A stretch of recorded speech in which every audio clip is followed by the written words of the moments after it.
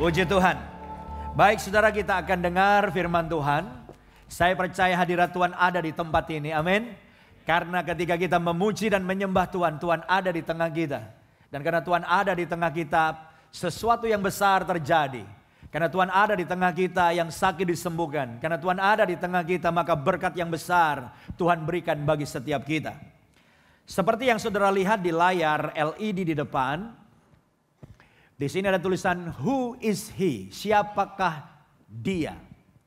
Yang dimaksud he di sini adalah Yesus. Siapakah Yesus? Jadi sepanjang bulan Maret ini kita akan membahas topik siapakah Yesus. Topik ini dalam bentuk pengajaran, dan saya harap saudara semua suka khotbah pengajaran. Karena memang harus diakui sekarang jemaat suka khotbah yang khotbah yang ringan tetapi banyak cerita, banyak lucu. Tapi saya yakin bahwa jemaat NDC kepingin bertumbuh imannya. Amin. Kepingin belajar firman Tuhan. Jadi kita perlu konsentrasi. Dan sepanjang bulan Maret ini kita akan membahas tentang siapakah Yesus. Karena saya khawatir banyak orang ngaku Kristen gak kenal siapa Yesus. Tiap minggu ke gereja juga nggak tahu siapa Yesus. Padahal Yesus adalah pusat dari iman kita.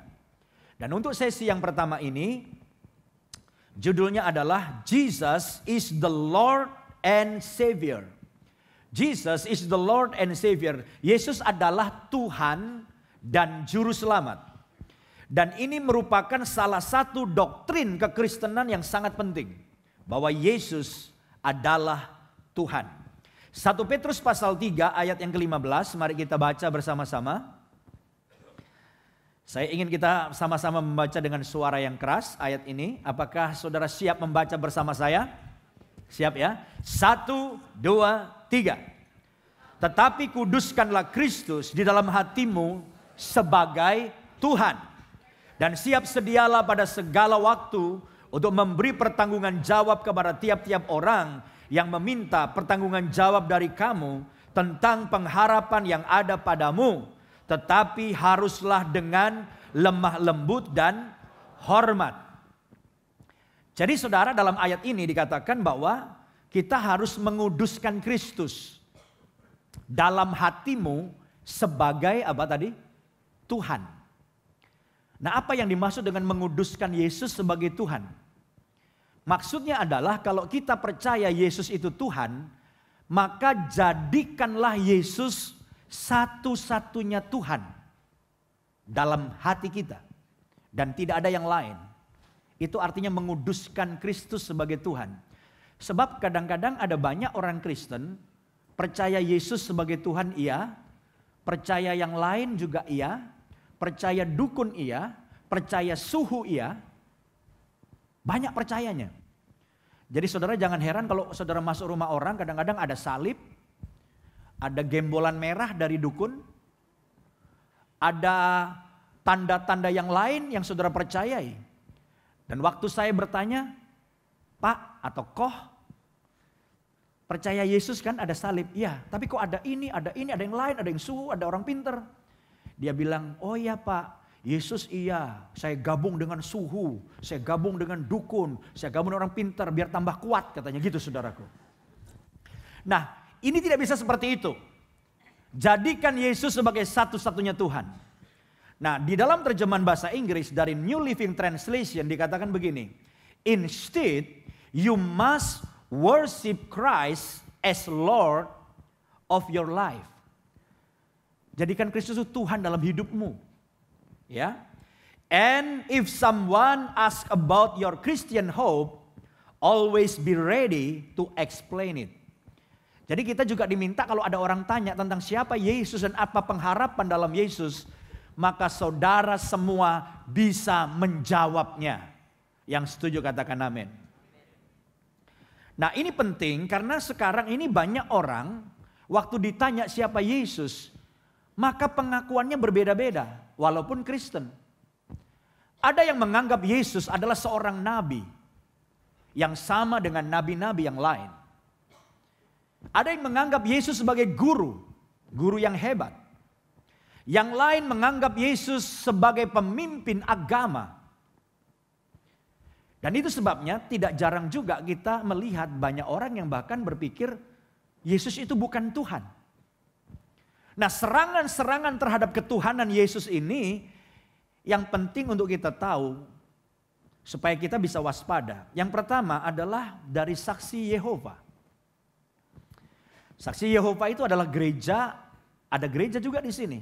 Tapi di floornya beda yang di atas. Sama-sama APL Tower. Nah, saya ingin beritahu bahwa kita tidak sama dengan saksi Yehova. Yang kalau saudara dari CP pergi ke Taman Anggrek, biasanya di jalan-jalan itu ada orang yang bagi-bagi buku kepada saudara. Dan seringkali mereka mendatangi rumah saudara. Ada yang pernah didatangin saksi Yehova? Saya pernah didatangin saksi Yehova. Dan cerita banyak tentang Yesus, kita sama kan gini-gini. Terus, saya bilang beda, kita beda. Akhirnya saya bilang bahwa saya pendeta, saya hamba Tuhan. Oh, Bapak pendeta. Wah, kalau gitu terima kasih Pak, saya pamit katanya. Dia pulang. Tapi sebetulnya mereka punya gairah yang luar biasa. Nah, saya ingin beritahu kepada saudara bahwa saksi Yehova berbeda dengan kita. Pendiri saksi Yehova adalah Charles Taze Russell. Ajarannya adalah bahwa Yesus adalah ciptaan yang pertama dari Yehova. Kalau Yesus adalah ciptaan, maka Yesus bukan Tuhan. Betul? Saksi Yehova tidak percaya bahwa Yesus Tuhan. Jadi saya beritahu bahwa kita berbeda dengan saksi Yehova. Lalu ada aliran yang lain dari kekristenan namanya Mormon. Pendirinya adalah Joseph Smith yang mengaku dapat pewahyuan dari Tuhan Yesus dan dia punya kitab yang lain. Jadi Mormon itu kitabnya 2.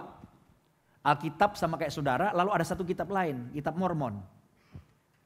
Nah, Mormon ini di Amerika besar dan gerejanya mewah karena donaturnya banyak konglomerat. Banyak orang suka Mormon juga. Salah satu penyebabnya adalah karena Mormon itu orang boleh menikah berkali-kali. Ada yang senyum-senyum. Ada yang mau pindah Mormon?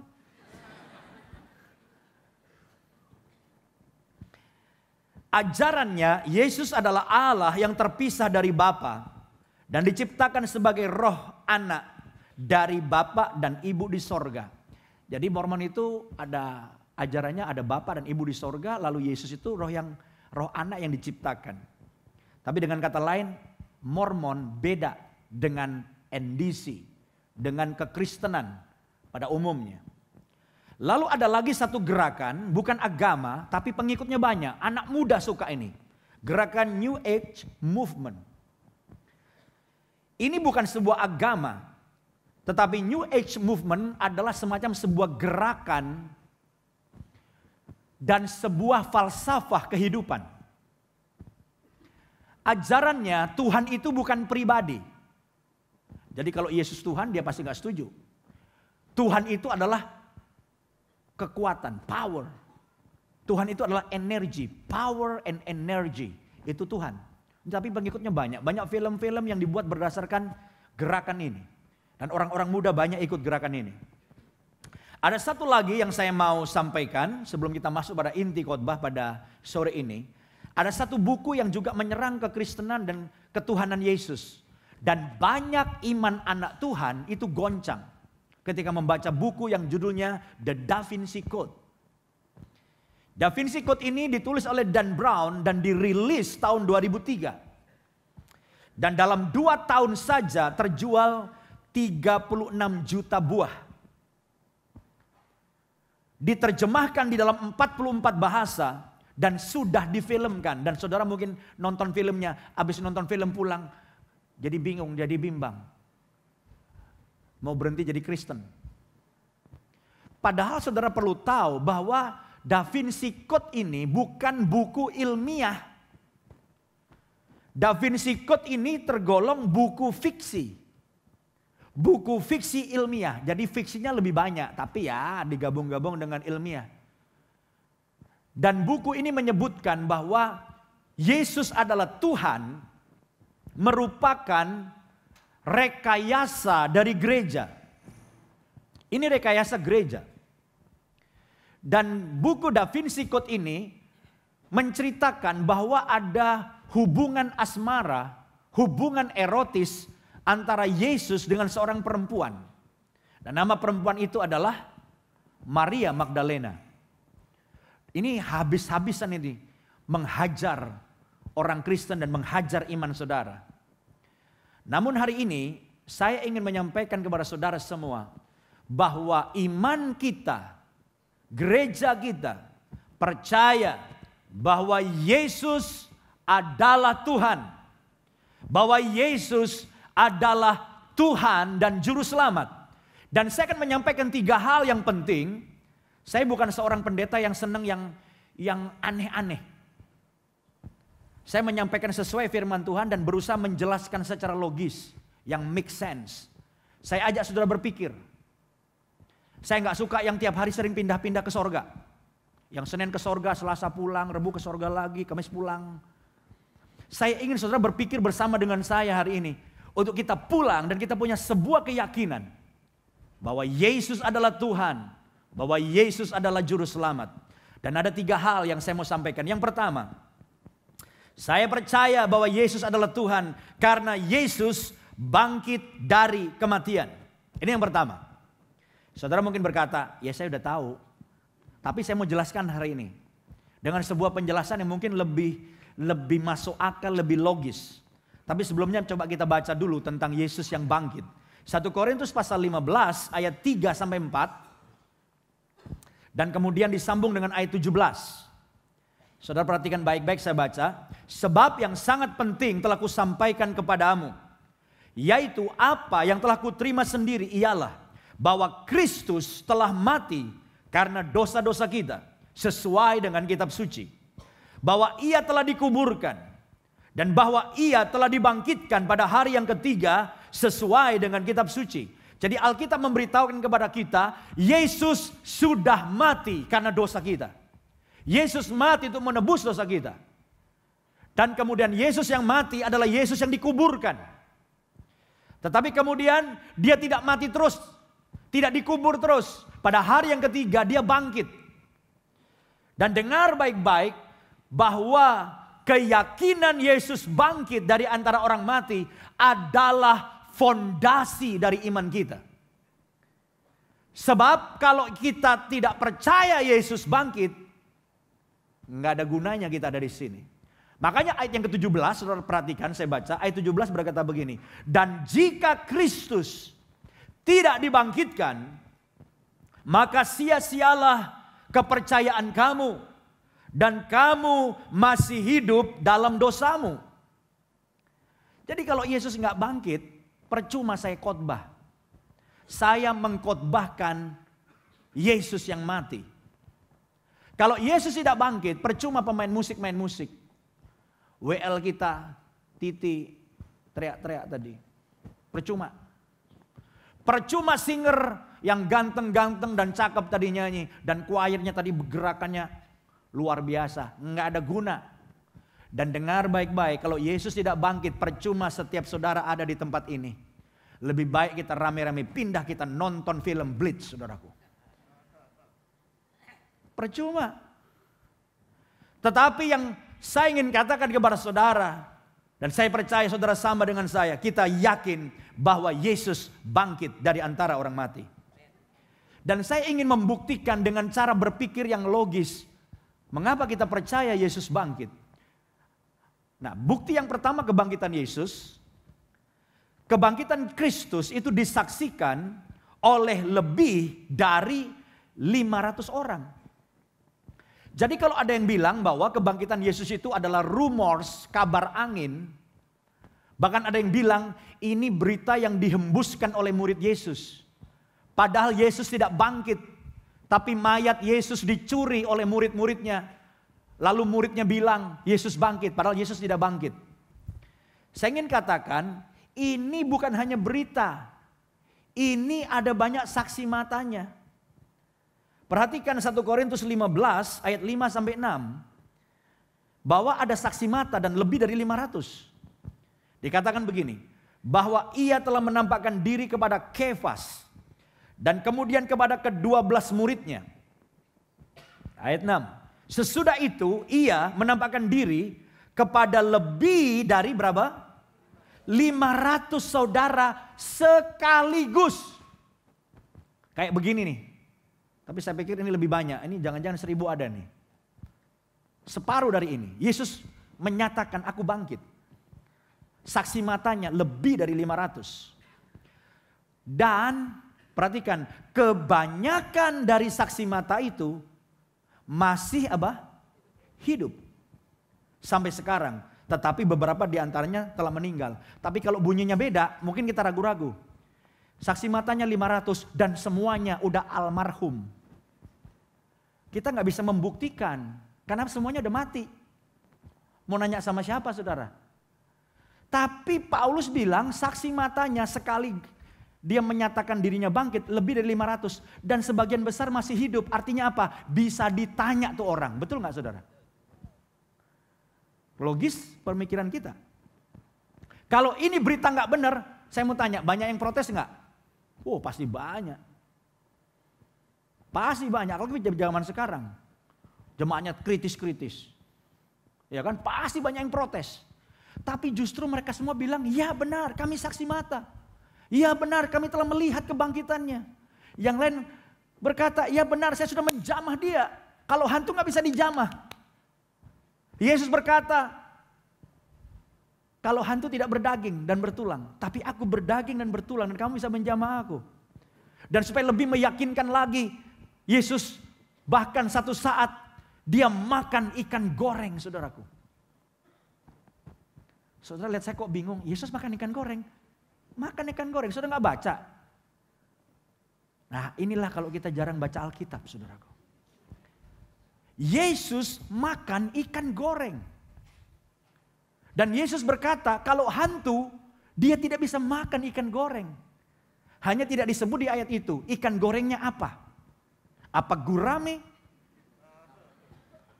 Atau apa saudaraku? Kakap. Dia doyan kakap. Kerabu. Tetapi yang pasti Yesus makan ikan goreng. Kenapa? Karena dia memang bangkit, bukan hantu, gentayangan. Bisa diraba, bisa makan. Dan lebih dari 500 orang menyaksikan bahwa Yesus bangkit. Kenapa kita mesti khawatir dengan berita-berita yang miring? Saksi matanya banyak, semuanya meneguhkan, gak ada yang protes. Bukti yang kedua sekarang. 2 bukti saja ya. Tapi yang logis. Kebangkitan Kristus itu telah merubah kehidupan para murid. Secara radikal. Dari ketakutan, mereka ketakutan setelah Yesus disalib. Menjadi berani, bahkan rela meninggalkan pekerjaannya untuk memberitakan Injil, menderita, bahkan mati bagi Yesus. Kalau berita bohong, pertanyaan saya, adakah orang yang mau menderita bahkan mati untuk berita bohongnya? Saya yakin tidak. Seorang wartawan namanya Les Trouble, dia berkata, orang-orang rela mati bagi keyakinan agamanya jika mereka sungguh-sungguh percaya bahwa mereka benar. Murid Yesus, kalau dia bohong, mereka bohong. Ternyata murid Yesus yang menyimpan mayat Yesus, mencuri mayat Yesus. Lalu mereka bilang, Yesus bangkit, padahal mayatnya dia curi. Nggak ada yang mau mati buat Yesus. Tapi dengar, semua murid Yesus mati karena Yesus. Mati karena memberitakan Yesus yang bangkit. Hanya satu murid Yesus yang mati tua. Namanya Yohanes. Itu pun sebetulnya udah tinggal digoreng saudara dia. Tapi tiba-tiba diselamatkan lalu dibuang ke Pulau Patmos. Kenapa? Karena Tuhan menugaskan Yohanes, lu jangan mati dulu ya. Kamu harus menulis kitab yang terakhir perjanjian baru. Namanya kitab Wahyu. Jadi di pulau pembuangan yang namanya Patmos itu, dia menulis. Tiap hari dia lihat penglihatan, dia nulis. Dia lihat lagi pewahyuan, dia tulis. Dan kitab Wahyu selesai. Tapi murid Yesus yang lain, itu semuanya mati syahid. Karena memberitakan Yesus yang bangkit. Menurut tradisi gereja, Petrus ditangkap di kota Roma sekitar tahun 62 sampai 68an kira-kira. Saya lupa tahunnya. Ditangkap karena memberitakan Injil Yesus yang bangkit. Kemudian dieksekusi hukuman mati dengan cara disalib.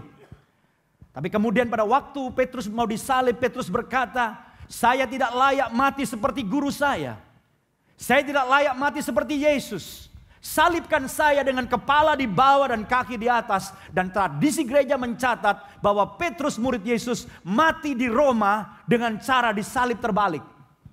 Pertanyaan saya, kalau Petrus yang curi mayat Yesus, lalu Petrus khotbah Yesus bangkit padahal dia bohong. Mungkinkah Petrus mau mati untuk sebuah kebohongan yang dia buat sendiri? Salah satu murid Yesus yang lain, Thomas, memberitakan Injil di India. Dan gara-gara memberitakan Yesus yang bangkit, Thomas ditangkap dan dieksekusi. Ditombak dari bawah, tembus ke kepala di atas. Murid Yesus yang lain ditangkap, diseret sepanjang jalan dan mati, saudaraku. Ada yang dikulitin hidup-hidup. Ada yang digoreng.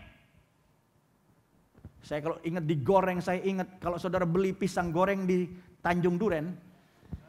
Itu ada pisang goreng Kalimantan, saudaraku. Wajannya gede. Saya bayangkan kalau wajannya gedean lagi. Saya bisa bayangkan pisang goreng itu bagikan murid Yesus digoreng, saudaraku. Itu miniaturnya lah. Itu wajan dan minyak yang mendidih. Murid Yesus digoreng, jreng 5 menit, ditarik. Crispy, saudaraku. Tidak ada yang mereka yang menangis ketakutan, minta ampun dan minta gerasi. Mereka semua menghadapi kematian dengan tersenyum. Mereka berkata, ini kematian gak ada artinya. Ini mati hanya hitungan berapa detik. Aku akan melihat sesuatu yang lebih hebat, kemuliaan yang Yesus sediakan bagiku. Nah, aku percaya Yesus bangkit dari antara orang mati. Dan Yesus menjanjikan satu kemuliaan. Kenapa orang mau mati bagi Yesus? Kenapa muridnya mau mati bagi Yesus? Yang benar adalah bahwa mereka adalah saksi mata. Bahwa Yesus yang mati, Yesus yang dikuburkan adalah Yesus yang bangkit dari antara orang mati. Yang percaya katakan amin. Dan berikan kemuliaan bagi Yesus yang bangkit. Haleluya. Cukup masuk akal buat saudara? Make sense? Atau ini bohong semua? Saya rasa gak ada yang bohong. Kalau murid Yesus bohong, gak ada yang mau mati untuk sebuah kebohongan. Yang kedua, mengapa saya percaya Yesus adalah Tuhan? Karena Yesus menggenapi nubuatan dalam kitab suci dengan tepat dan akurat. Saudara boleh tunjukkan siapa nabi yang kita perbandingan nih sekarang. Saudara akan dibuat heran karena ratusan nubuatan perjanjian lama, ribuan tahun sebelum Yesus lahir, ratusan tahun sebelum Yesus lahir. Nabi yang berbeda masa hidupnya, zamannya berbeda, tidak bisa janjian, nggak bisa rapat, nggak bisa teamwork, beda generasi. Itu menubuatkan tentang Yesus dan lebih dari 100 digenapi. Dengan cepat coba kita lihat. Saudara percaya bahwa Yesus lahir di Bethlehem? Percaya? Kita tidak perlu baca ya berarti ya. Yang sudah percaya kita nggak usah baca. Yesus lahir di Bethlehem. Ternyata kelahiran Yesus di Bethlehem itu sudah dinubuatkan ratusan tahun sebelumnya. Seorang nabi namanya Mika. Dia menuliskan dalam Mika pasal 5 ayat yang pertama. Saudara lihat. Dikatakan begini. Tetapi engkau hai Bethlehem Efrata. Hai yang terkecil di antara kaum-kaum Yehuda. Daripadamu akan bangkit bagiku seorang yang akan memerintah Israel. Jadi Yesus yang akan lahir di Bethlehem sudah dinubuatkan. Dan perhatikan, yang permulaannya sudah sejak purbakala, sejak dahulu kala. Ini sudah gak bisa lain. Gak ada pribadi lain, pasti Yesus. Karena hanya Yesus yang punya praeksistensi. Jadi Mika bilang nanti akan lahir pemimpin Israel di Bethlehem. Tapi sebelum dia lahir, bahkan sebelum aku, jauh sejak purbakala, dia sudah ada. Artinya Yesus punya praeksistensi. Sebelum Yesus lahir, dia sudah ada sejak purbakala, kata Mika. Bukankah Yesus berkata, sebelum Abraham ada, aku sudah ada. Abraham itu kapan? Itu awal Perjanjian lama sudah ada. Ribuan tahun sebelumnya. Dan Yesus berkata, sebelum Abraham ada, aku sudah ada. Wah, ngeri ya. Siapa dia ya? Tidak ada pilihan lain. Hanya Yesus. Dia punya praeksistensi. Tapi ini kebetulan, Pak. Ini kebetulan kayaknya. Oke. Yang lain. Saudara tahu dan kita tidak perlu baca bahwa Yesus pernah masuk satu kota namanya Yerusalem. Dan Yesus menunggangi seekor keledai yang masih muda. Dan orang-orang menyambut dia sebagai raja. Jalanannya dikasih hamparan pakaian mereka. Dan mereka berkata, Hosana, Hosana. Saudara pernah baca ayat itu? Sudah dinubuatkan oleh seorang nabi namanya Zakaria. Zakaria pasal 9 ayat 9. Coba kita lihat. Ya, masuk Yerusalem naik keledai. Bersorak-soraklah dengan nyaring, hai putri Sion. Bersorak-sorailah hai putri Yerusalem. Ini putri Sion yang bersorak-sorai. Lihat rajamu datang kepadamu. Ia adil dan jaya. Ia lemah lembut. Dan mengendarai apa? Seekor keledai. Seekor keledai beban yang apa? Ampe mudanya aja sama. Dia lemah lembut. Dia raja yang jaya, adil. Bisa tentang siapa? Yesus. Tapi Pak, ini kayaknya kebetulan lagi nih Pak. Oke, kita lihat yang lain. Saudara pernah membaca bahwa Yesus dikhianati Yudas? Halo? Dan saudara ingat Yudas dapat berapa duitnya? 30 keping perak. Zakaria telah menubuatkan bahwa Yesus dikhianati untuk 30 keping perak. Zakaria 11 ayat 12 sampai 13. Maka mereka membayar upahku dengan menimbang 30 uang perak. Lalu aku mengambil ke-30 uang perak itu dan menyerahkannya kepada penuang logam atau tukang periuk di rumah Tuhan. Belum lahir ratusan tahun sebelumnya. Dinubuatkan. Yang mengkhianati dia dapat 30 keping perak. Tapi Pak, ini pun kebetulan. Ya, banyak orang bilang kebetulan lagi. Boleh contoh lagi? Contoh lagi ya.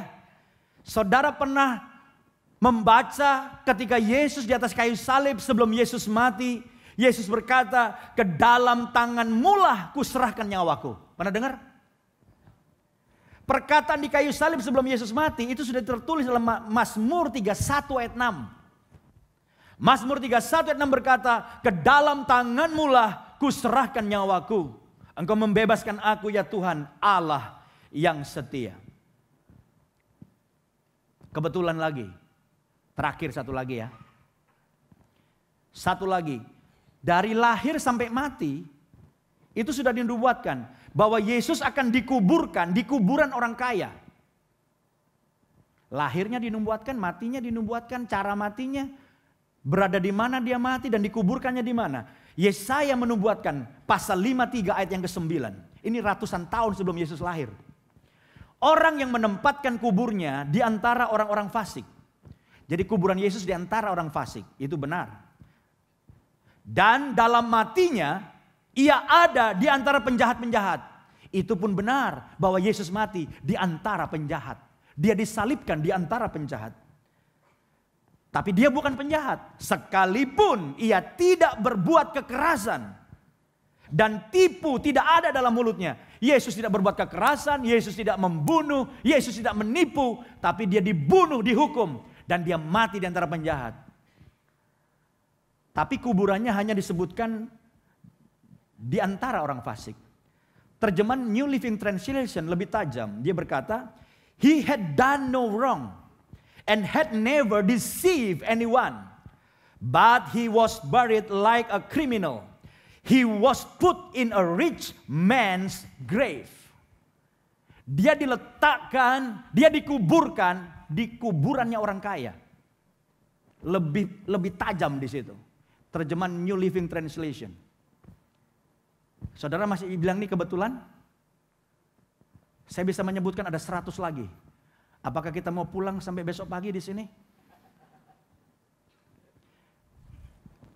Seorang ahli statistik namanya Peter Stoner, dia berkata begini, kemungkinan nubuatan-nubuatan ini terpenuhi dalam satu orang secara kebetulan adalah 1 banding, nah yang kaya-kaya yang depositonya banyak coba bantu saya.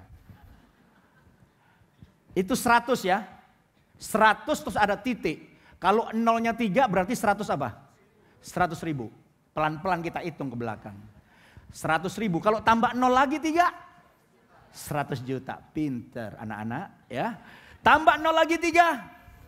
100 miliar. Tambah 0 lagi 3. 100 triliun. Betul 100 triliun ya. Tambah lagi ada 0 lagi 3 terakhir. 100 apa? 100 ribu triliun. Itu apa tuh Pak? Kalau di kalkulator biasanya kalau nolnya ada kepanjangan. Terbalik. Kayak 3 gitu. Artinya Pak udah gak bisa ngitung dia. Saudara boleh bilang ini kebetulan tapi terlalu terlalu luar biasa kalau kebetulan. Lebih sulit dijelaskan. Lebih gampang dijelaskan. Pasti Yesus ini bukan manusia biasa. Terlalu banyak kebetulannya. Terlalu banyak nubuat yang digenapi dalam diri dia. Nggak ada bandingannya. Saudara selidikilah kemanapun. Luar biasa. Saya percaya Yesus itu Tuhan. Yang setuju dengan saya katakan amin. Berikan kemuliaan bagi Tuhan. Haleluya. Yang ketiga, yang terakhir. Kenapa saya percaya dan kita percaya dan NDC percaya bahwa Yesus Tuhan dan Juru Selamat. Karena Yesus akan mengadili semua orang pada akhir zaman. Dan ini berita buruk bagi yang gak suka pengadilan. Sebab saya ketemu dengan orang, aduh moga-moga saya gak masuk pengadilan Pak sampai mati. Saya gak mau masuk pengadilan. Nah tapi beritanya adalah sesudah saudara mati, saudara pasti diadili. Saudara harus bertanggung jawab untuk hidup yang Tuhan berikan kepada saudara. Jadi saya mau katakan suka tidak suka, sesudah saudara mati, saudara akan duduk di kursi panas itu. Dan saudara akan diadili. Pertanyaannya adalah siapa yang akan menjadi hakimnya? Saudara tahu siapa hakimnya? Yang pasti bukan hakim Sarpin. Siapa hakimnya? Yohanes pasal 5 ayat 22, perhatikan. Ini hakimnya. Bapa tidak menghakimi siapapun, melainkan telah menyerahkan penghakiman itu seluruhnya kepada anak. Siapa di sini anak? Yesus. Jadi siapa yang akan menghakimi seluruhnya? Yesus. Pertanyaannya, mungkinkah Yesus seorang manusia tapi punya otoritas menghakimi seluruh manusia di dunia? Maaf, KPK aja nggak ada segininya. KPK kan hanya lokal Indonesia. 5 tahun ganti. Ini otoritasnya terlalu besar kalau Yesus hanya manusia biasa. Makanya saya bilang, saya percaya dan kita semua percaya bahwa Yesus Tuhan. Kenapa? Dia yang akan menghakimi setiap orang. Pertanyaan selanjutnya, berapa banyaknya orang yang akan dihakimi oleh Yesus? Bukan separuh loh, seluruhnya tadi. Hitung aja dari generasi kita. Di dalam generasi kita hidup sekarang, berapa jumlah manusia di dunia? Lebih Pak, itu 7 miliaran Pak. 7 miliar lebih. Sekarang diurut mundur sampai Adam dan Hawa, hitung berapa miliar. Lalu dihitung dari sekarang sampai kiamat. Jangan-jangan 1000 miliar lebih kali. Pertanyaan saya, kalau katakan 1000 miliar yang dihakimi, kalau Yesus manusia biasa, perlu waktu berapa lama tuh? Apa enggak teler hakimnya? Bahkan mungkin enggak perlu dihakimi, disebut namanya langsung diketok aja sampai mati enggak habis-habis saudara. Kalau ribuan miliar. Artinya apa? Tidak mungkin Yesus manusia biasa. Nggak mungkin. Udah gitu, ini pengadilannya tidak ada upaya banding apalagi PK. Begitu saudara diadili, saudara diketok, dak, inkrah. Tahu inkrah saudara? Itu berkekuatan hukum tetap dan mengikat dan eksekusi. Ditambahin di bawahnya, tidak bisa banding, tidak bisa PK dan lain-lain. That's it, selesai. Artinya apa? Pengadilan itu harus pengadilan yang seadil-adilnya. Setuju nggak? Nggak ada PK, nggak ada banding. Berarti yang mengadili yang namanya Yesus, pasti dia maha adil dan maha tahu. Zaman sekarang kalau orang dituduh, pokoknya pengacara bilang tidak. Kenal wanita ini, yang di kamar sama kamu, yang bikin ini itu, tidak kenal. Perkara nanti terbukti kenal waktu pengadilan, paling nggak kan ada upaya dulu, bisa mikir kan. Pokoknya bilang tidak dulu. Tapi saudara waktu diadili, saudara kan kaget loh.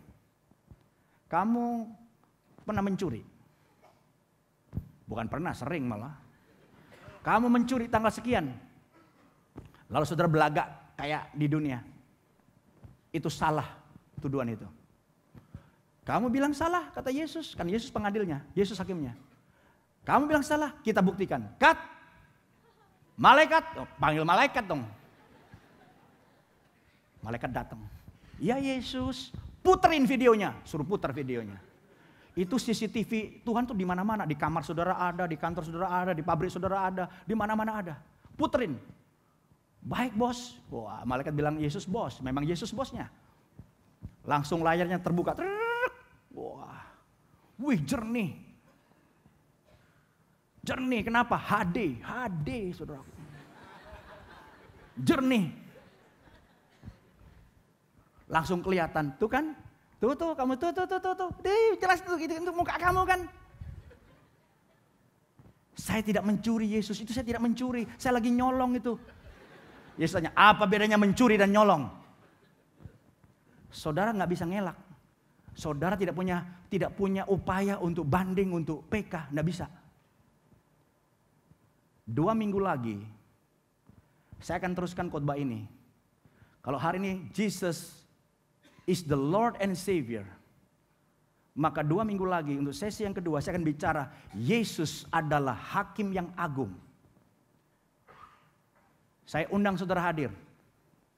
Kok pakai diundang? Ya biar datang lagi 2 minggu lagi. Ini penting, saudara perlu tahu apa saja yang akan dipertanggungjawabkan. Saudara perlu tahu masuk pengadilan yang mana? Perdata apa pidana? Ini penting. Karena saudara sebagai anak Tuhan punya pengadilannya khusus nanti. Beda. Nah jadi 2 minggu lagi saya undang saudara datang. Karena 2 minggu lagi khotbahnya penting. Lah minggu depan juga sangat penting. Jadi minggu depan juga mesti datang. Siapa yang khotbah saya nggak tahu. Tapi pokoknya tiap minggu yang khotbah di sini itu semuanya penting-penting saudaraku. Haleluya. Saudara melihat bahwa ini hakimnya luar biasa. Dan menurut saya harap saudara setuju dengan saya bahwa hakimnya Yesus ini pasti bukan manusia. Terlalu hebat dia. Terlalu banyak yang mesti diadili. Pasti dia Tuhan. Dan Yesus yang adalah Tuhan, Alkitab berkata dia juga satu-satunya juru selamat. Satu-satunya juru selamat. Kisah Rasul pasal 5 ayat 31 berkata, dialah yang telah ditinggikan oleh Allah sendiri dengan tangan kanannya. Menjadi pemimpin dan juru selamat. Supaya Israel dapat bertobat. Dan menerima pengampunan. Dia pemimpin dan apa? Juru selamat. Yesus satu-satunya juru selamat. Karena seluruh dunia sudah jatuh dalam dosa. Mau rasul, mau nabi, semua dosa. Kita semua dosa. Tempatnya sama. Itu kubangan dosa, itu kayak lumpur yang nyedot ke bawah. Saudara mau usaha gak bisa. Saudara minta tolong sama nabi. Nabi selamatin saya dong. Nabinya bilang, gua juga kesedot ke bawah nih katanya. Semua kesedot ke bawah. Hanya satu pribadi yang tidak melakukan dosa, yang pernah berjalan di muka bumi, namanya Yesus. Dia tidak berada di lumpur itu, dan dia yang bisa ngangkat saudara keluar dari situ. Ayat terakhir Yohanes 14 ayat 6, kata Yesus kepadanya, "Akulah jalan dan kebenaran dan hidup. Tidak ada seorang pun yang datang kepada Bapa kalau tidak melalui aku." Yesus berkata, "Aku satu-satunya jalan. Aku jalan, kebenaran dan hidup. Gak ada orang bisa ke sorga kepada Bapa kecuali melalui aku." Kisah Rasul 4 ayat berkata, di bawah kolong langit ini tidak ada nama lain yang diberikan kepada manusia yang di dalamnya kita bisa diselamatkan. Hanya ada satu nama yang membawa keselamatan, juru selamat dunia. Namanya Tuhan Yesus Kristus. Haleluya.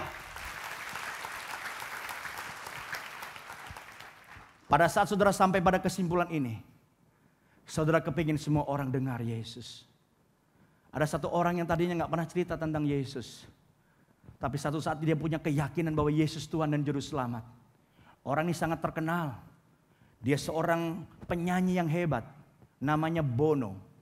Bono adalah vokalis U2. Pada waktu Tuhan menjamah hidupnya, dan dia berkata, saya kutip dan saya tulis di sini, "Saya percaya bahwa Yesus adalah anak Allah. Saya percaya bahwa Yesus adalah Juru Selamat. Dan saya percaya apa yang dia janjikan dalam Alkitab pasti digenapi." Dia kepingin semua orang dengar tentang Yesus. Dia cerita tentang Yesus. Dan saya percaya setiap kita yang yakin bahwa Yesus satu-satunya jalan, saudara kepingin temanmu juga diselamatkan, keluargamu juga diselamatkan. Saya ingin tutup khotbah ini dengan satu kisah tentang orang yang hebat namanya Lew Wallace. Lew Wallace ini adalah gubernur New Mexico. Orang yang benci kekristenan, orang yang tidak percaya Yesus itu Tuhan. Dia punya pengalaman hidup yang luar biasa yang dia tulis lalu difilmkan. Saudara mungkin pernah nonton filmnya, judulnya Ben-Hur.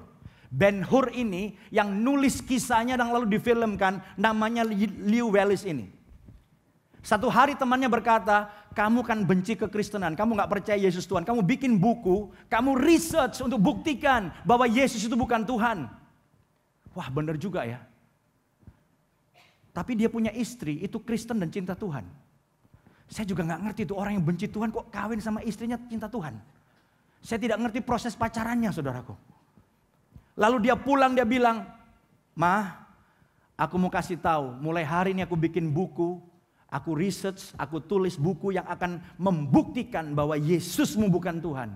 Dan kekristenan itu bohong." Dia mulai nulis buku, dia research dari daftar pustakanya, ada di mana-mana buku-buku yang terbaik dia baca, saudaraku. Bulan pertama, ini kok data-data yang dikumpulin malah menguatkan Yesus itu Tuhan. Bulan kedua, bulan ketiga, dia tambah stres. Kok aku mau membuktikan Yesus bukan Tuhan, kok buktinya malah Yesus itu Tuhan.